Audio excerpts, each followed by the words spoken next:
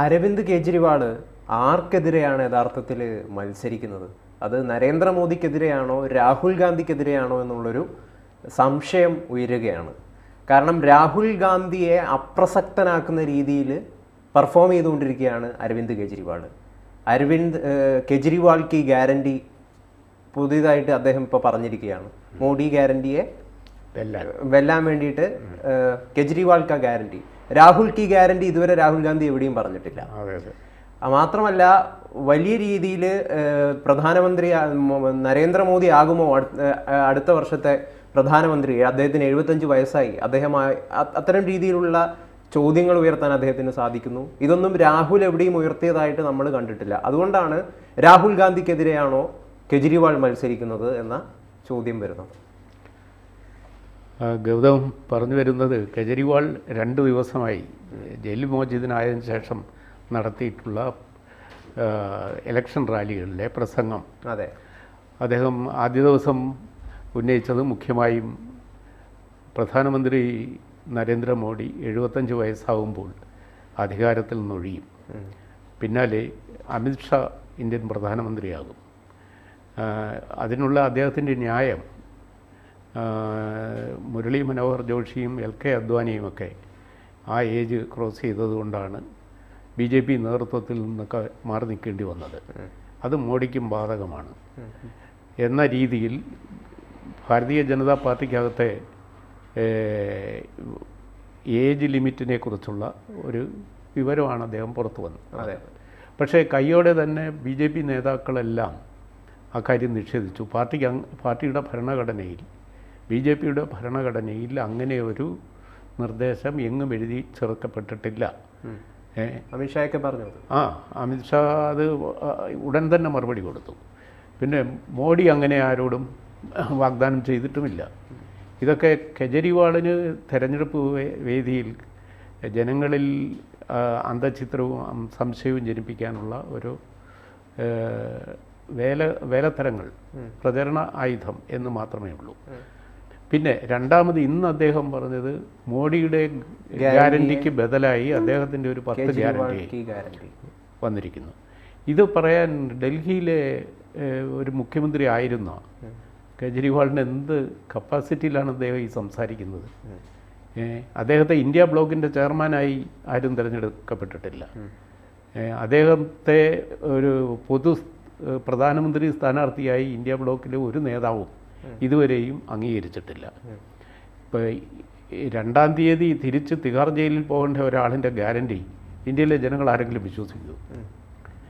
ഇദ്ദേഹത്തിന് സുപ്രീം കോടതി കൊടുത്തിരിക്കുന്ന 22 ദിവസത്തെ ഇടക്കാല ജാമ്യമാണ്. അദ്ദേഹം ഇപ്പോഴും ജയിലിൽ കഴിയുന്ന ഒരാളിന് ഒരു പരോളിന് സമാനമായ ജാമ്യമാണ് ഇപ്പോൾ കിട്ടിയത്. അപ്പം അങ്ങനെ പുറത്തു നിൽക്കുന്ന ഒരാളിന് പ്രസംഗവേദിയിലും തെരഞ്ഞെടുപ്പ് റാലികളിലുമൊക്കെ പ്രസംഗിക്കേണ്ട കാര്യങ്ങളെക്കുറിച്ച് പോലും കോടതി കർശനമായ വിലക്ക് ഏർപ്പെടുത്തിയിട്ടുള്ള ഒരു വ്യക്തിയുമാണ്. കാരണം അദ്ദേഹത്തെ സംബന്ധിച്ച കേസിനെ കുറിച്ചൊന്നും തെരഞ്ഞെടുപ്പ് വേദിയിൽ പറയരുത് എന്നുണ്ട്. അപ്പോൾ അദ്ദേഹത്തിന് ചില വിഷയങ്ങളിൽ നിയന്ത്രണമുള്ളതുകൊണ്ട് ഇപ്പോൾ പുതിയ വിഷയം കണ്ടെത്തുകയാണ് അരവിന്ദ് കെജ്രിവാൾ. അപ്പോഴത് തനിക്ക് പറയാൻ എന്ത് അവകാശം എന്ന കാര്യം പോലും അദ്ദേഹം മറന്നുപോകുന്നു. ഇപ്പോൾ ഇന്ത്യ ബ്ലോക്കിൻ്റെ ഒരു ഓവറോൾ അൺഡിസ്പ്യൂട്ടഡ് ലീഡറെ പോലെയാണ് അദ്ദേഹം സംസാരിക്കുന്നത്. ഇന്ത്യ ബ്ലോക്കിൻ്റെ അനിഷേധ്യ നേതാവ് എന്ന് സ്വയം പ്രഖ്യാപിക്കുന്നത് പോലെയാണ്. അദ്ദേഹത്തിന് ഈ ഗ്യാരണ്ടിയൊക്കെ, ഈ പറഞ്ഞിരിക്കുന്ന 10 ഗ്യാരണ്ടി പാലിക്കാൻ ജൂലൈ 2-ാം തീയതിക്ക് ശേഷം എങ്ങനെ പറ്റും? ഇദ്ദേഹം ജയിലിൽ കിടന്ന് ഈ ഗ്യാരണ്ടി സാധിച്ചു കൊടുക്കുമോ? ഇദ്ദേഹത്തിൻ്റെ കേസിൽ എൻ്റെ സ്വഭാവവും അതിൻ്റെ വലിപ്പവും അതിന് വരാൻ പോകുന്ന ശിക്ഷയും എന്താണെന്ന് അദ്ദേഹത്തിനെല്ലാം നല്ല നിശ്ചയമില്ലെന്ന് തോന്നുന്നു. മാത്രമല്ല, തിഹാർ ജയിലിൽ കിടക്കുന്ന 3 ഖലിസ്ഥാൻ ഭീകരരെ മോചിപ്പിക്കാം എന്ന വാഗ്ദാനം കൊടുത്തിട്ട് ന്യൂയോർക്കിൽ നിന്ന് ഇന്ത്യയിൽ നിരോധിക്കപ്പെട്ട ഒരു സംഘടനയുടെ നേതാവ്, ഒരു ഖലിസ്ഥാൻ ലീഡർക്ക്, പുന്നന് വാഗ്ദാനം കൊടുത്തതിന് ശേഷം 134 കോടി രൂപ അരവിന്ദ് കെജ്രിവാൾ കൈപ്പറ്റിയിട്ടുണ്ടെന്ന് അദ്ദേഹം വെളിപ്പെടുത്തി, അല്ലേ? സിഖ് ഫോർ ജസ്റ്റിസ് എന്ന സംഘടനയുടെ നേതാവാണ് ഇത് പറഞ്ഞത്. ഇപ്പോൾ ഈ ഖലിസ്ഥാൻ ഭീകരവാദികൾ ഇപ്പോൾ തിഹാർ ജയിലിൽ അരവിന്ദ് കെജ്രിവാളിനോടൊപ്പം കഴിയുന്ന വർഷങ്ങളായി കഴിയുന്ന ഭീകരരാണ്. ആ ഭീകരരെ മോചിപ്പിക്കാൻ ഡൽഹി മുഖ്യമന്ത്രി എന്ന നിലയിൽ കെജ്രിവാൾ സഹായിക്കാം എന്ന് വാഗ്ദാനം ചെയ്തു. അതവർ വിശ്വസിച്ചു. അങ്ങനെ ഇന്ത്യയിൽ നിരോധിക്കപ്പെട്ട ആ സംഘടനയുടെ നേതാവ് നിന്നും ഇദ്ദേഹം 134 കോടി രൂപ കൈപ്പറ്റി. അതിൻ്റെ തെളിവുകൾ എല്ലാം ED ശേഖരിച്ചു കഴിഞ്ഞിരിക്കുന്നു. സാറ് പറയുന്നത് കറക്റ്റാണ്. അതായത് കേജ്രിവാളിന് എന്ത് അവകാശമുള്ളത് ഇത്തരം രീതിയിലുള്ള ഗ്യാരണ്ടികൾ പ്രഖ്യാപിക്കാൻ? അതിന് ഇത് രാഹുൽ ഗാന്ധിയുടെ പൊസിഷനിൽ നിന്നാണ് ഇപ്പോൾ ഇദ്ദേഹം സംസാരിക്കുന്നത്.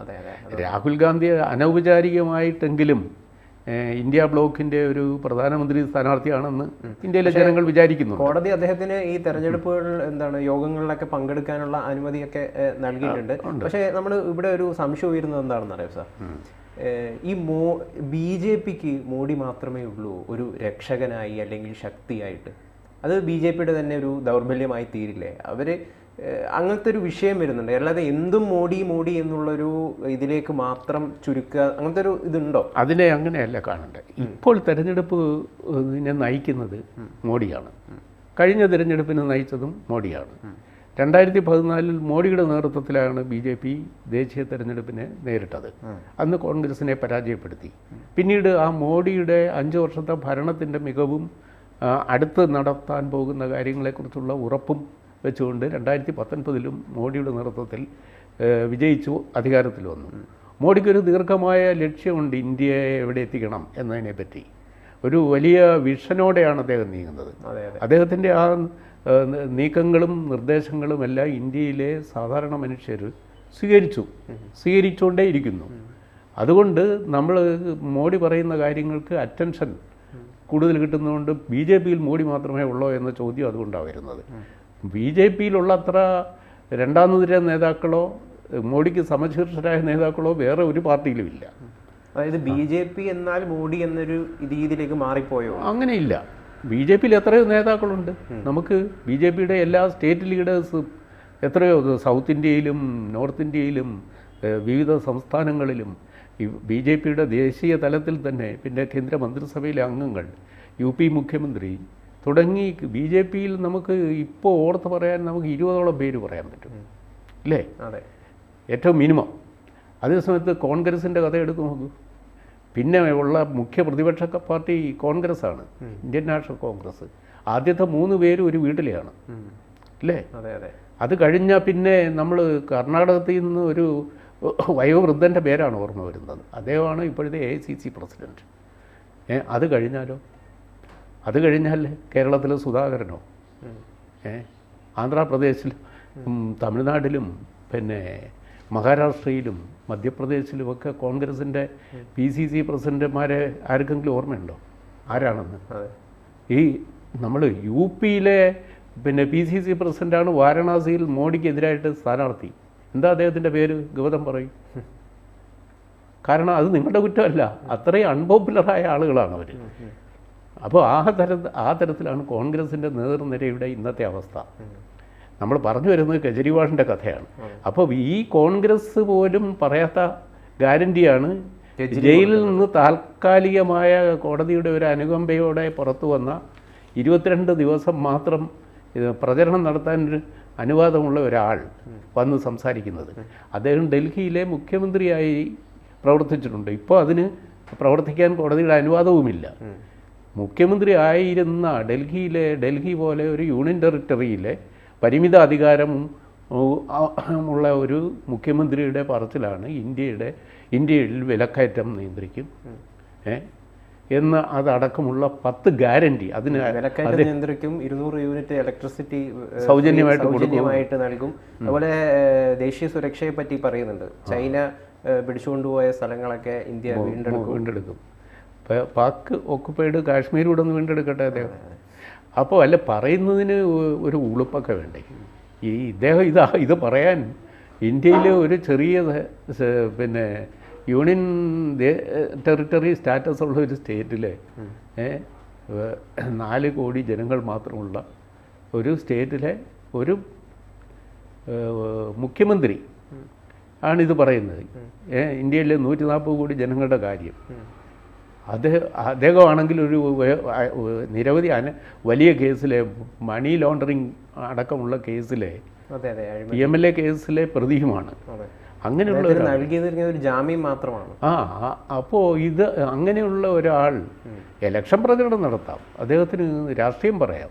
പക്ഷെ ജനങ്ങൾക്ക് കൊടുക്കുന്ന ഈ വാഗ്ദാനം ഏതെങ്കിലും ഒരു കുട്ടി വിശ്വസിക്കുമോ? അത് പ്രൈം മിനിസ്റ്റർക്ക് സമശീർഷനായി നിന്നും കൊണ്ട് ഗ്യാരണ്ടി പ്രഖ്യാപിക്കുകയാണ്. ഒരുപക്ഷെ ഇന്ത്യ ബ്ലോക്ക് ജയിച്ചാൽ അദ്ദേഹമായിരിക്കുമോ പ്രധാനമന്ത്രി? അതാണല്ലോ ഈ വാക്കുകളിൽ നിന്ന് ധ്വനിക്കുന്നത്. അദ്ദേഹം രാഹുൽ ഗാന്ധിക്ക് എതിരെയാണ് ഒരു പൊസിഷൻ എടുത്തിപ്പോൾ സംസാരിക്കുന്നത്. രാഹുൽ ഗാന്ധിയെ നിഷ്പ്രഭനാക്കുകയാണ് അരവിന്ദ് കെജ്രിവാളിൻ്റെ ഇപ്പോഴത്തെ ലക്ഷ്യമെന്ന് തോന്നുന്നു. ഈ ജയിലിൽ നിന്ന് താൽക്കാലിക മോചനം ലഭിച്ച പ്രചരണം നടത്തുന്ന കെജ്രിവാൾ ഇപ്പോൾ യഥാർത്ഥത്തിൽ നിഷ്പ്രഭനാക്കാൻ ശ്രമിക്കുന്നത് ഇന്ത്യ ബ്ലോക്കിലെ രാഹുൽ ഗാന്ധിയെയും അതുപോലെയുള്ള ഇന്ത്യ ബ്ലോക്കിലെ മറ്റു നേതാക്കളെയും തന്നെ ആരാകും പ്രധാനമന്ത്രി എന്നതിൽ വലിയ ആശയക്കുഴപ്പമാണ്. പരസ്പരം അവർ അപ്പം അവർക്കൊക്കെ അറിയാം ഇന്ത്യ ബ്ലോക്ക് അധികാരത്തിൽ വരുന്നില്ല എന്ന്. പിന്നെ ഇത് പ്രചരണ രംഗത്ത് ഇങ്ങനെ മത്സരിക്കാൻ മോഡി കുറേ ഗ്യാരണ്ടി കൊടുത്തിട്ടുണ്ടെങ്കിൽ എന്താ എനിക്ക് ഗ്യാരണ്ടി ഒന്നുകൂടെ? അങ്ങനെ ഒരു ഫോൾസ് ലോജിക്കിൽ നിന്നും കൊണ്ടാണ് ഇതുപോലെയൊക്കെയുള്ള പ്രഖ്യാപനങ്ങൾ കെജ്രിവാൾ നടത്തുന്നത്. അപ്പോൾ കെജ്രിവാളിൻ്റെ ഈ ഗ്യാരണ്ടി മാധ്യമങ്ങളിൽ ഇങ്ങനെ മോഡിക്ക് ബദലായി വേറൊരു ഗ്യാരണ്ടി വരുന്നു എന്ന് പറഞ്ഞു ഏതാനും മണിക്കൂർ നേരം ഇങ്ങനെ ഫ്ലാഷ് ചെയ്തുകൊണ്ടിരിക്കാവുന്നേ ഉള്ളൂ. ഇപ്പോൾ മോദിക്ക് പറ്റിയൊരു എതിരാളി ഇല്ല ഇന്ത്യൻ രാഷ്ട്രീയത്തിൽ നിലവിൽ എന്ന് വ്യാപകമായിട്ട് ചർച്ച ചെയ്യപ്പെടുന്നുണ്ട്, അങ്ങനെ നമ്മൾ പറയുന്നുണ്ട്. പക്ഷേ ഈ അരവിന്ദ് കെജ്രിവാൾ ആ ഒരു ലെവലിലേക്ക് ഏതാണ്ട് ഉയർന്നു വരുന്നുണ്ടോ? കാരണം രാഹുൽ ഗാന്ധിയെക്കാളും മികവ് പുലർത്തുന്നില്ലേ അരവിന്ദ് കെജ്രിവാൾ? സാറിന് എന്ത് തോന്നുന്നു? കാരണം അദ്ദേഹത്തിന് ഈ ജയിലിലേക്ക് പോയ കെജ്രിവാളും പുറത്തു വന്ന കെജ്രിവാളും മാധ്യമങ്ങളിൽ വലിയൊരു വാർത്തയാകുന്നു. അപ്പം മാധ്യമങ്ങൾക്ക് മോഡിക്കെതിരെ ഉയർത്തിക്കാട്ടാൻ രാഹുൽ ഗാന്ധിയെ ഉയർത്തിയിട്ട് പൊങ്ങുന്നില്ല. എത്ര ഉയർത്തിയിട്ടും രാഹുൽ ഗാന്ധിയെ മോഡിക്ക് സമശീർഷനാക്കി നിർത്താൻ ഇന്ത്യയിലെ മോഡി വിരുദ്ധ മാധ്യമങ്ങൾക്ക് പറ്റുന്നില്ല. അപ്പോഴേ ഇതാ കിട്ടി ജയിലിൽ നിന്നൊരാൾ. അപ്പോൾ ജയിലിൽ പോയി എന്നുള്ളതിൻ്റെ ഒരു സിമ്പതി ഹാലോ അദ്ദേഹത്തിന് ചുറ്റുമുണ്ട്.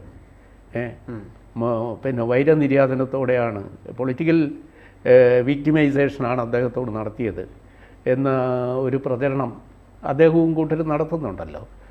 എന്നാൽ അദ്ദേഹം മദ്യ നയം തിരുത്തി ഒരു വർഷം കാണിച്ച വലിയൊരു അഴിമതി കേസിലാണ് ആദ്യം അറസ്റ്റിലായി അകത്ത് പോയതെന്ന് എല്ലാവർക്കും അറിയാം. അണ്ണാ ഹസാരെ പോലും പറഞ്ഞു അദ്ദേഹം ചെയ്തത് തെറ്റാണെന്ന്. അണ്ണാ ഹസാരെ ആദ്യം മുതലേ ഈ അരവിന്ദ് കെജ്രിവാളിൻ്റെ രാഷ്ട്രീയ നിലപാടുകൾക്കെല്ലാം എതിരാണ് ഇപ്പോഴും. അതിരിക്കട്ടെ, പക്ഷേ അദ്ദേഹം ഡൽഹിയിലെ മുഖ്യമന്ത്രി ആയിരുന്നു. അദ്ദേഹം ഇപ്പോൾ പുറത്തു വന്ന് സംസാരിച്ചപ്പോൾ ഇന്ത്യയിലെ മാധ്യമങ്ങൾക്ക് പ്രതിപക്ഷ നിരയിലൊരു ഉശിരൻ നേതാവില്ല. ആ കുറവ് നികത്താൻ അരവിന്ദ് കെജ്രിവാളിൻ്റെ വാക്കുകളെ അവർ എക്കോ ചെയ്യുകയാണ്. അതാണ് സംഭവിക്കുന്നത്. സത്യത്തിൽ ഈ അരവിന്ദ് കെജ്രിവാൾ ഇന്ത്യ ബ്ലോക്കിന് വേണ്ടിയാണോ സംസാരിക്കുന്നത് അതോ ആം ആദ്മി പാർട്ടിക്ക് വേണ്ടിയാണോ? ആം ആദ്മി പാർട്ടിയാണെങ്കിൽ തികച്ചും ഒരു പ്രാദേശിക പാർട്ടിയാണ് അല്ലേ? ഇത് ഡൽഹിയിലും പഞ്ചാബിലും മാത്രമാണ് അതിൻ്റെ ഒരു അധികാര പ്രദേശം.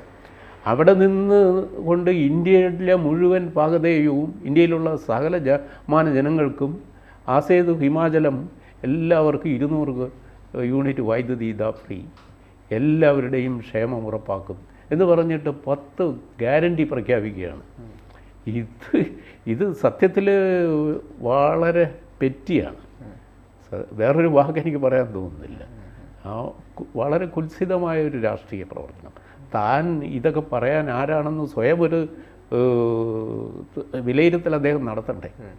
അദ്ദേഹത്തെ കൊള്ളാം. അദ്ദേഹത്തെ ഈ പുറത്തു വന്ന ഉടനെ രാഹുൽ ഗാന്ധിയും മല്ലികാർജുൻ ഖാർഗെയും സീതാറാം യെച്ചൂരിയും എല്ലാവരും കൂടെ ചേർന്ന്, മമതാ ബാനർജിയും എല്ലാം കൂടെ ചേർന്ന് ഇദ്ദേഹമാണ് നമ്മുടെ ഇന്ത്യത്തെ നേതാവ് എന്നങ്ങ് സ്ഥാപിക്കുകയും പ്രഖ്യാപിക്കുകയും ചെയ്താൽ അദ്ദേഹത്തിന് ഈ പറയുന്നതിന് അതിനുള്ള ആധികാരികതയുണ്ട്.